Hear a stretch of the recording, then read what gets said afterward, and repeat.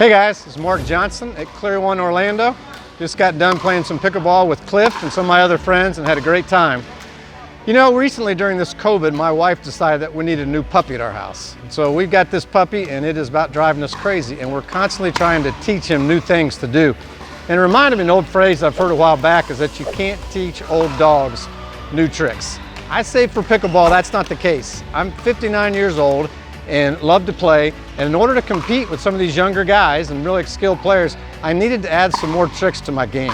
Hey, last time we talked about playing your own game, being patient and not hitting out balls. Today I want to talk to you about 3 shots that I've added to my game and encourage you to think about, what do you want to do better? What can you practice?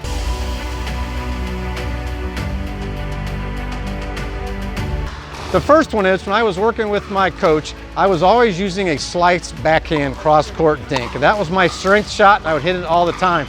And he talked to me that I was getting in a rut, and everybody was knowing what I was doing. And so he helped me add a two-hand backhand dink, and a two-hand backhand volley. It's not difficult if you go and practice. It gave me more speed, it gave me more versatility, it allowed me to do different things with the ball. Okay guys, let's talk some mechanics. As I said, the first thing is a two-handed backhand.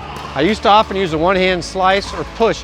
When I used the two-hand backhand, when I was first taught, I initially practiced by using just my left hand and hitting shots left-handed, because so much of two hands, that left hand leads. For a dink with two hands, I always paddle in front and down, and I would can do a dead dink, either straight or across court. Then I would mix in some topspin, where again the paddle starts down and slightly and comes up and over.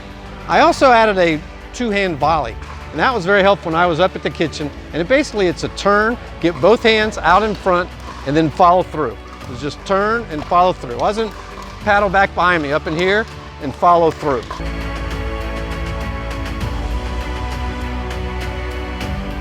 The second shot that I've learned to hit better is the reset. I play with the guys that hit the ball really fast ball, and sometimes my hands won't allow me to keep that speed up. And so the best thing for me is to soften my hands, lighten on the grip, put my paddle a little bit of an angle, and reset the ball. Reset and get back in the point. Play the point the way that I want to play it, and after that it allows me to get back to play the game that I enjoy. Let's talk about mechanics for the reset for a minute. So first of all, for me, it is getting in a good position to reset. And that means getting a good athletic position with my knees bent, my legs a bit apart, and I'm down ready to respond. And then oftentimes the ball, when I'm resetting, is coming low. If it's coming high for this position, I'm gonna let it go, the ball's gonna go out. It's been hit hard. But I want to then soften my grip specifically, do about a 2 or a 3 on the grip, and then open up the face of the paddle a little bit, and then softly reset. Just softly, take my time, no rush, reset, allow me to get back into the point.